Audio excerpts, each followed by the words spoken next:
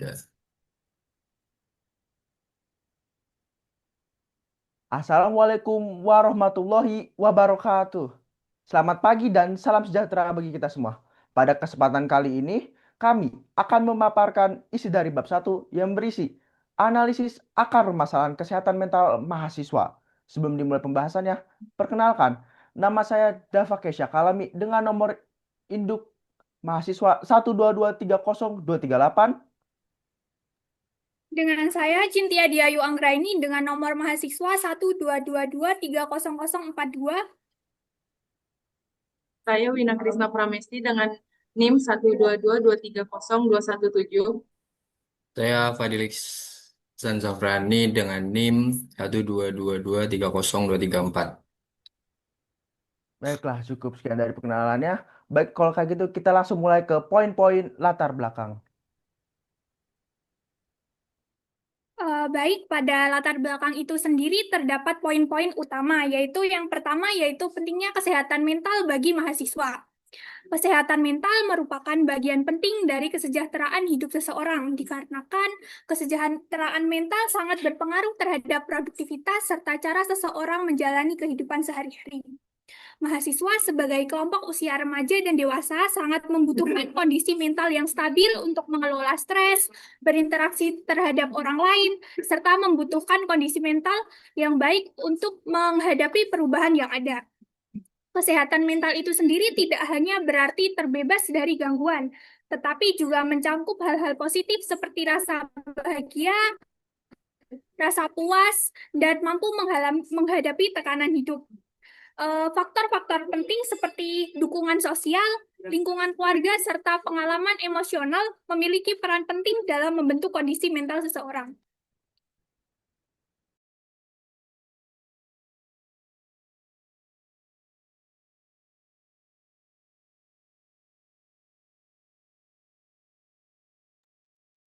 Oke, lanjut ke krisis kesehatan mental di kalangan mahasiswa di Indonesia, yaitu ada 5. Yang pertama ada tingginya tingkat stres dan depresi. Yang kedua, kurangnya akses layanan kesehatan mental. Yang tiga, stigma sosial yang kuat. Keempat, pengaruh media sosial dan isolasi sosial. Dan kelima, minimnya pendidikan tentang kesehatan mental.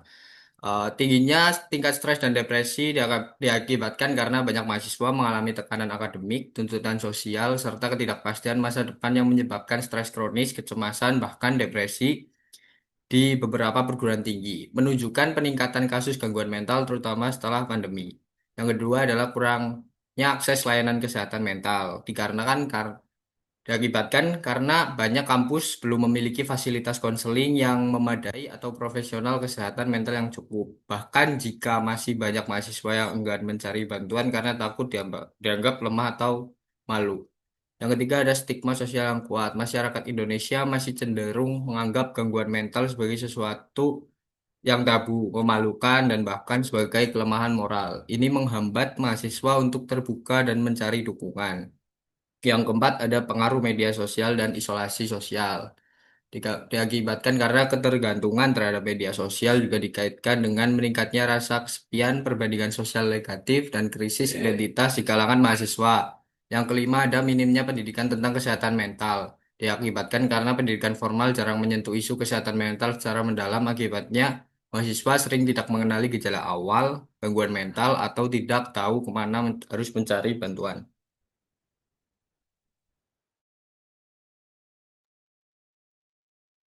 Bukti nyata tekanan dari psikologis.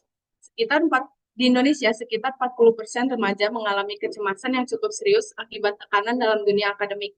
Tekanan ini bukan hanya berasal dari dalam diri sendiri, melainkan dari lingkungan sekitar seperti yang pertama, tuntutan orang tua yang tinggi untuk meraih prestasi akademik, yang kedua, persaingan antar mahasiswa, yang ketiga, beban tugas yang menumpuk dan seringkali tidak seimbang dengan waktu istirahat atau kegiatan sosial mereka.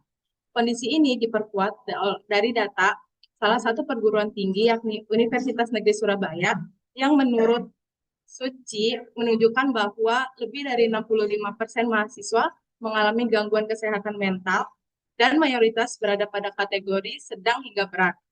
Angka ini menunjukkan bahwa masalah kesehatan mental di kalangan pelajar dan mahasiswa sudah sangat mengkhawatirkan. Gangguan yang dialami tidak hanya berdampak pada prestasi akademik, tetapi juga pada kesehatan fisik, relasi sosial, hingga masa depan mereka.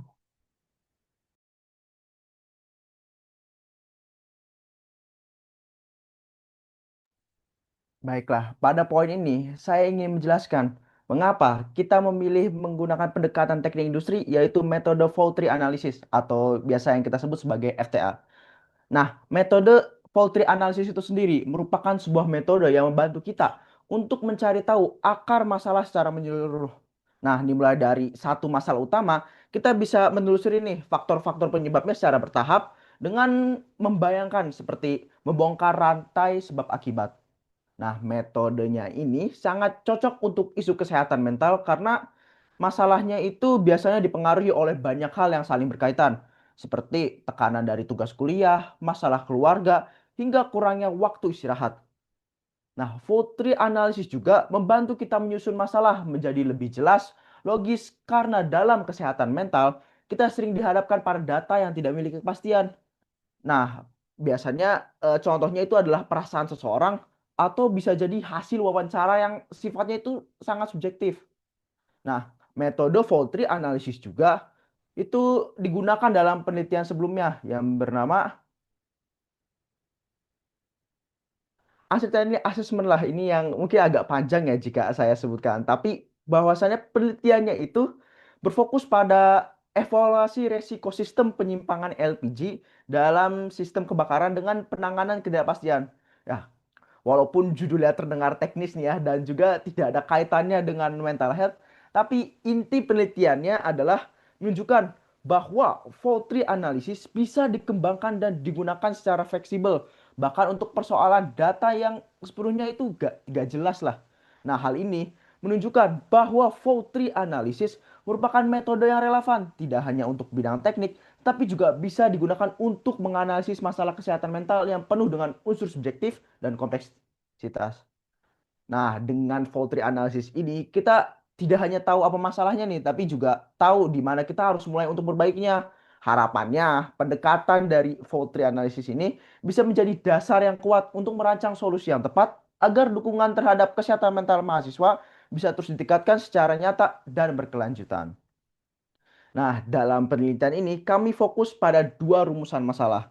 Yang pertama, kami ingin mengetahui nih faktor-faktor utama apa aja sih yang bisa menyebabkan gangguan kesehatan mental pada mahasiswa. Karena memang banyaknya mahasiswa menghadapi tekanan dari berbagai arah. Mulai dari tugas kuliah, tuntutan dari orang tua, masalah keuangan, hingga kesulitan dalam bersosialisasi. Nah, semua itu bisa menumpuk dan mengganggu kondisi mental mereka. Namun, belum banyak nih penelitian yang secara mendalam mengurutkan faktor-faktor tersebut berdasarkan dampaknya. Disinilah fokus kami memahami akar masalah secara lebih rinci. Nah, kemudian rumusan masalah yang kedua, itu kita tuh mencari tahu faktor resiko mana yang paling berpengaruh berdasarkan hasil pemetaan menggunakan fault tree analysis. Nah, metode ini membantu kami melihat hubungan sebab akibat nih setiap masalah yang muncul. Jadi kami bisa tahu problemnya nih faktor mana saja sih sebenarnya yang punya pengaruh paling besar. Dengan begitu kita bisa lebih fokus nih dalam mencari solusi yang tepat sasaran bukan hanya menebak-nebak. Nah, penelitian ini tuh memiliki dua tujuan utama. Yang pertama, kami ingin mengidentifikasi apa saja faktor-faktor utama yang menyebabkan gangguan kesehatan mental pada mahasiswa. Saat ini, banyak banget nih mahasiswa yang mengalami tekanan, tetapi belum banyak yang tahu secara pasti nih penyebab utamanya. Nah, dengan kita mengetahui faktor-faktor ini secara jelas, kita bisa tahu masalah mana sih yang harus segera ditangani. Nah, tujuan keduanya itu adalah menganalisis penggunaan metode fault tree analysis. Yang dimana metode ini yang sudah dijelaskan tadi bahwa membantu kita memahami masalah secara menyeluruh. Dan juga kita bisa memetakan nih penyebab-penyebabnya yang terlihat di permukaan sampai ke akar masalahnya. Jadi kita tidak hanya melihat gejalanya aja, tapi juga kita tahulah penyebab terdalam dari gangguan mental yang terjadi. Nah, dari kedua tujuan penelitian ini, kita tuh ingin mengetahui penyebab dan tahu bagaimana cara membaca menggunakan metode fault tree analysis sehingga kita bisa membuat langkah-langkah yang lebih baik tepat untuk menjaga meningkatkan kesehatan mental pada mahasiswa.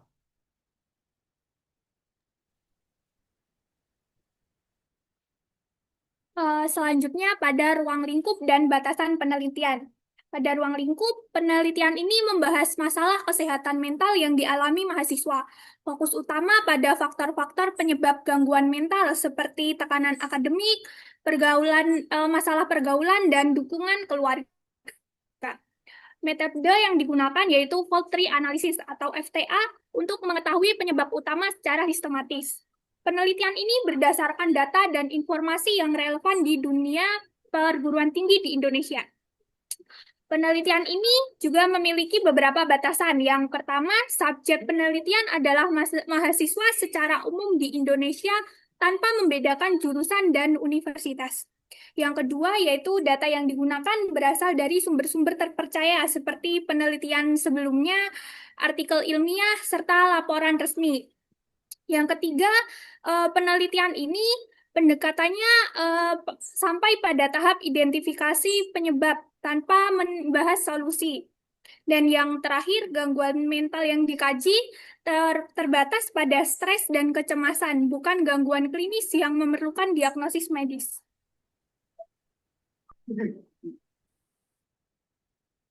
Selanjutnya ada manfaat penelitian.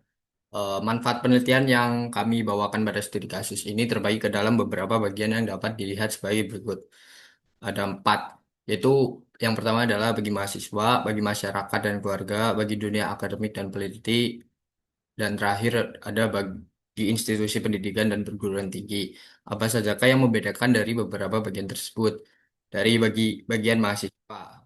Penelitian ini membantu mahasiswa mengenali akar penyebab gangguan mental yang mereka alami, sehingga mereka dapat lebih sadar, sigap, dan terbuka dalam mencari bantuan atau dukungan yang sesuai untuk menjaga kesejahteraan psikologis. Yang kedua ada bagi masyarakat dan keluarga. Hasil penelitian ini memberikan pemahaman kepada masyarakat dan keluarga mengenai pentingnya peran lingkungan sosial dan emosional dalam menjaga kesehatan mental mahasiswa, serta mengurungi stigma terhadap gangguan psikologis. Yang ketiga ada bagi dunia akademik dan peneliti. Penelitian ini memperluas pemanfaatan metode Fault Tree Analysis atau FTA dalam bidang sosial dan kesehatan, membuka peluang penelitian lanjutan yang lebih mendalam mengenai solusi praktis serta strategi pencegahan terhadap gangguan mental di lingkungan pendidikan. Yang terakhir ada bagi institusi pendidikan dan perguruan tinggi. Penelitian ini dapat dijadikan acuan untuk rancang kebijakan kampus yang lebih ramah kesehatan mental, termasuk penyediaan layanan konseling, pelatihan manajemen stres, dan lingkungan akademik yang lebih sportif.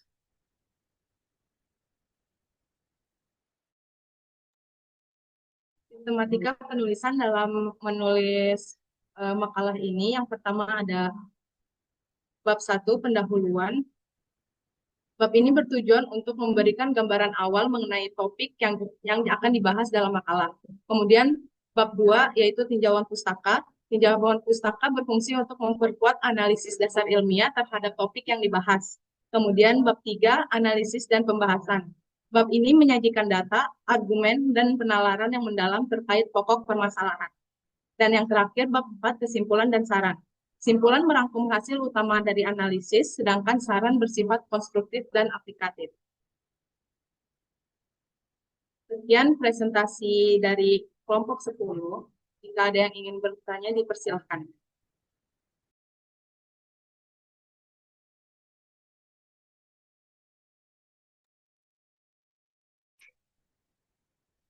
Sebelumnya saya ingin bertanya apakah diizinkan?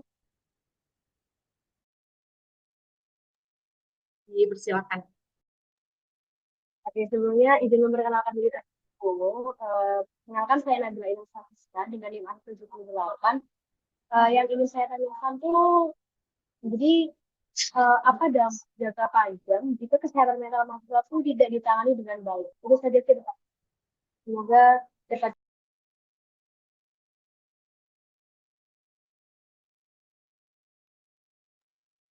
Baik, terima kasih atas pertanyaannya. Untuk jawabannya, jika masalah kesehatan mental tidak ditangani dengan baik, dampaknya bisa berlanjut hingga ke masa dewasa. Nah, mahasiswa tersebut bisa mengalami penurunan prestasi akademik, kesulitan bersosialisasi, bahkan ada risiko depresi atau gangguan mental yang lebih serius. Nah, dalam jangka panjang, Ini juga bisa mempengaruhi kemampuan mereka untuk bekerja secara produktif dan menjaga hubungan sosial yang sehat. Maka dari itu, deteksi dini dan penanganan secepat mungkin itu sangat penting. Apakah sudah menjawab? Mau dijawab.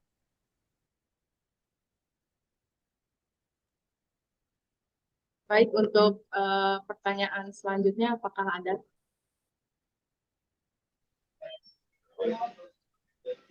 Izin mau nanya, Silahkan bertanya. sebelum ke pertanyaan, mungkin izinkan saya memperkenalkan diri terlebih dahulu. Perkenalkan, nama saya Nabi Maulana dengan NIM akhir 68. Langsung pertanyaan aja, kenapa nggak menggunakan metode seperti fishbone diagram atau FMEA? Terima kasih. Baiklah, saya izin izin menjawab ya pertanyaannya gitu. Kenapa sih kayak kita tuh memilih metode fault tree analysis ini ya? Karena kita tuh pengen menggambarkan hubungan nih, kita pengen menggambarkan hubungan sebab akibat dari sebuah masalah yang secara bertingkat dari gejala sampai akar penyebabnya. Nah, selain itu juga fault tree analysis ini bisa digunakan meskipun datanya tidak pasti atau belum lengkap ya, karena bisa melibatkan pendapat ahli dan pengalaman individu. Dan kenapa sih metode lain yang nggak cocok tuh? Karena memang fishbone diagram itu perlu diskusi lebih awal. Dan juga memang FMA juga lebih fokus ke resiko dan sistemnya juga terstruktur lah. Alhasil juga pada saat kita menggunakan FMA kita tuh butuh satu tempat. Sehingga kurang lebih cocok karena kuranglah cocoknya pada setiap individu. Jadi sehingga kita menggunakan FTA dibandingkan FMA. Apakah itu cukup menjawab? Terima kasih banyak atas jawabannya. Sudah saya menjawab.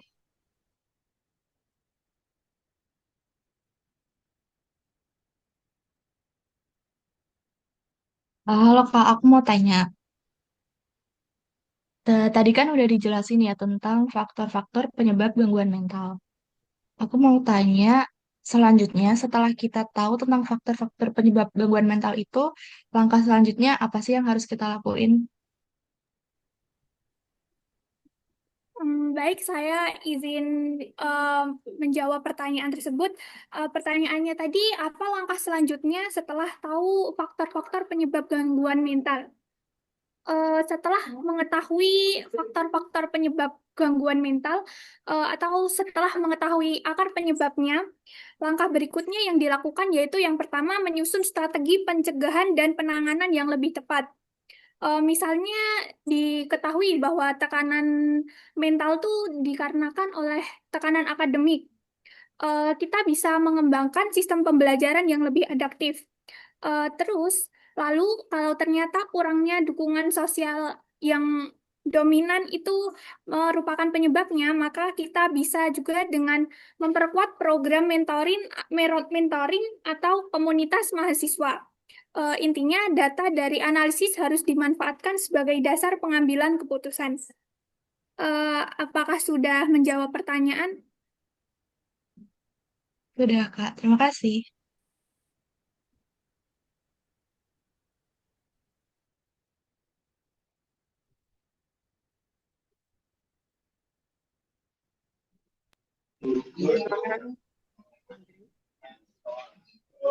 Izin nanya lagi ya.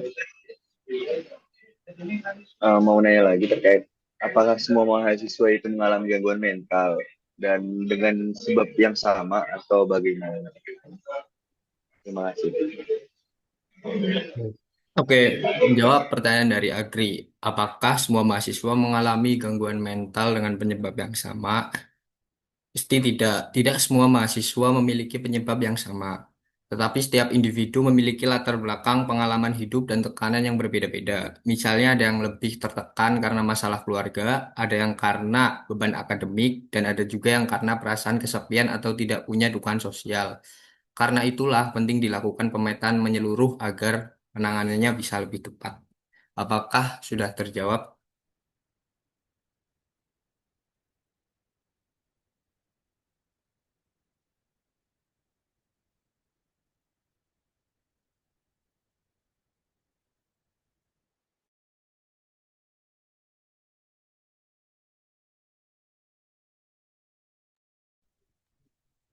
Baik, apabila sudah tidak ada pertanyaan lagi, kami ingin mengucapkan terima kasih dan kami meminta maaf apabila ada kesalahan kata dari kami.